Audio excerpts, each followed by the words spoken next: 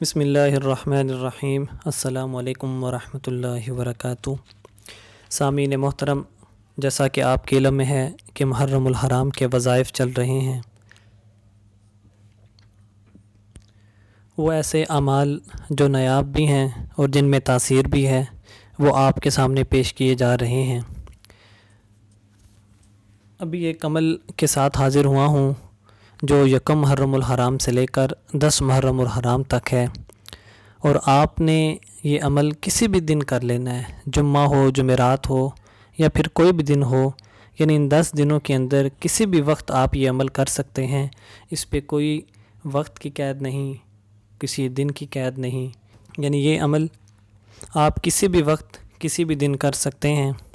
اس پہ نہ ہی وقت کی قید ہے اور نہ ہی دن کی قید ہے، یعنی 1 محرم الحرام سے لے کر 10 محرم الحرام تک آپ ان 10 دنوں میں کسی بھی وقت کر سکتے ہیں۔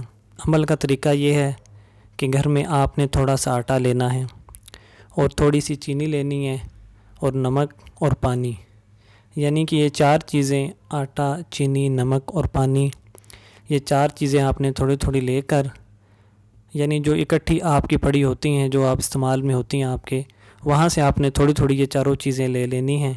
اس کے بعد آپ نے 11 مرتبہ درود ابراہیمی ان پر پڑھنا ہے۔ 11 مرتبہ درود ابراہیمی پڑھنے کے بعد پھر 11 مرتبہ سورہ مزمل شریف پڑھنی اور 7 مرتبہ سورہ یاسین شریف پڑھ کر ان 4 چیزوں پر دم کر دیں۔ ان 4 چیزوں کو آپ نے الگ الگ برتنوں میں رکھنا ہے، اکٹھا نہیں کرنا۔